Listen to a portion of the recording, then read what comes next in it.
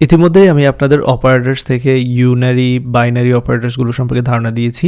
এই পর্যায়ে আমি আলোচনা করব টার্নারি অপারেটর সম্পর্কে। নিশ্চয়ই আপনাদের মনে আছে বাইনারি দুইটি অপারেন্ড বা দুইটি ভেরিয়েবল বা দুইটি ভ্যালু নিয়ে কাজ করে। ইউনারি মানে হচ্ছে একটি মাত্র ভেরিয়েবল বা একটি মাত্র ভ্যালু নিয়ে কাজ করে। টার্নারির ক্ষেত্রে তিনটি জিনিস আমাদের থাকবে, এই জন্য এটা টার্নারি। তো টার্নারি বেলা যেটা থাকবে, ধরা যাক এখানে আপনার প্রথম এক্সপ্রেশন থাকবে, একটা এক্সপ্রেশন থাকবে, আমি এখানে EX1 লিখতেছি অর্থাৎ এক্সপ্রেশন 1।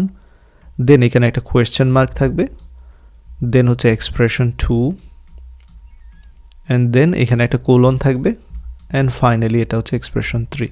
সো এখানে কোয়েশ্চেন মার্ক এবং কোলনটা খুবই ইম্পর্টেন্ট কিন্তু। তো এই এক্সপ্রেশন 1 এর কন্ডিশন যদি সত্য হয়, এটা যদি ট্রু হয়, এটা কাজ করবে, অর্থাৎ এক্সপ্রেশন 2 কাজ করবে। আর যদি এটা মিথ্যা হয়, এক্সপ্রেশন 1 যদি মিথ্যা হয়, সেক্ষেত্রে এক্সপ্রেশন 3 কাজ করবে। That's all. জিনিসটাকে হয়তো বা আরেকবার বোঝাতে পারি আমি, সেই জন্য আমি আরেকটা প্র্যাকটিক্যাল এক্সাম্পল দিতে পারি, কোনো সমস্যা নেই। যথেষ্ট ধৈর্য সহকারে জিনিসগুলো বোঝানোর মতো ধৈর্য আমার আছে। তো ধরা যাক আমি এরকম এখানে একটা এক্সাম্পল দিই, 5 গ্রেটার দেন 3 অথবা 3, হ্যাঁ 3 রেখে দিচ্ছি, লার্জ করে নিচ্ছি যাতে আপনাদের দেখতে সুবিধা হয়। 5 গ্রেটার দেন 3 যদি হয়, সেক্ষেত্রে আমি এখানে বলতে যাচ্ছি সাপোজ 5, আদারওয়াইজ বলতে চাচ্ছি 3। তো এই যে জিনিসগুলো লিখলাম আমি, এখানে তিনটি পার্ট রয়েছে। এটা হচ্ছে একটা পার্ট, এটা হচ্ছে সেকেন্ড পার্ট, এন্ড এটা হচ্ছে third part.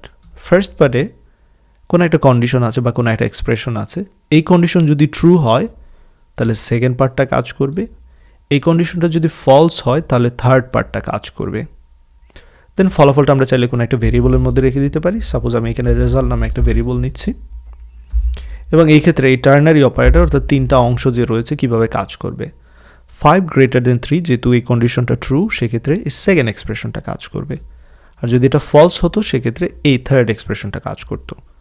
5 greater than 3 that means এটা ট্রু, তার মানে এই 5টা কাজ করবে, এই 5টা হচ্ছে রেজাল্টের ভ্যালু।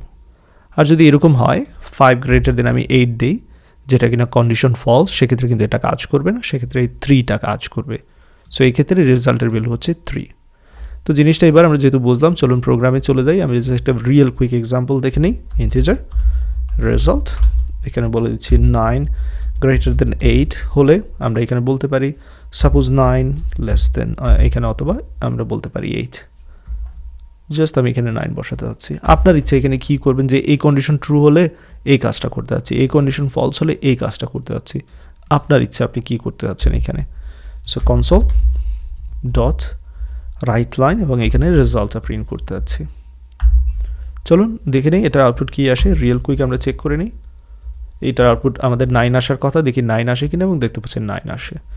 যদি আমি এখানে 10 দিই, সেক্ষেত্রে কী হবে, এই কন্ডিশনটা ফলস, সুতরাং এটা কাজ করবে না, লাস্টের যেটা রয়েছে সেটা কাজ করবে। এখানে 8 কাজ করবে, সেক্ষেত্রে এখানে এবার আসবে 8। পারফেক্টলি কাজ করছে দেখতে পাচ্ছেন। ধরা যাক আপনি দুইটি সংখ্যার মধ্যে বৃহত্তম সংখ্যা এখানে খুঁজে নিতে যাচ্ছেন। সেই ক্ষেত্রে আমরা প্রোগ্রামটা করতে পারি এরকম, ইন্টিজার নাম্বার 1 আমরা নিচ্ছি সাপোজ 10, নাম্বার 2 নিচ্ছি এখানে সাপোজ আমি নিচ্ছি 5।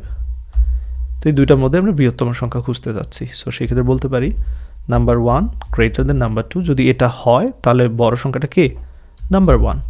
আর যদি নাম্বার 1 নাম্বার 2 এর চেয়ে বড় না হয়, সেক্ষেত্রে বড় সংখ্যাটা কে, নাম্বার 2। That's all.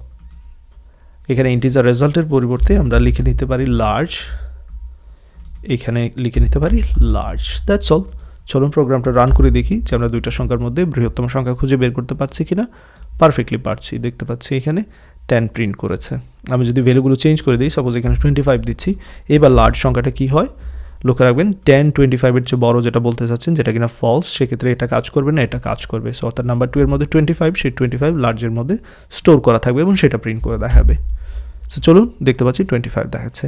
আশা করি এতটুকু বুঝতে পেরেছেন। এবার এগুলো প্র্যাকটিস করতে থাকুন।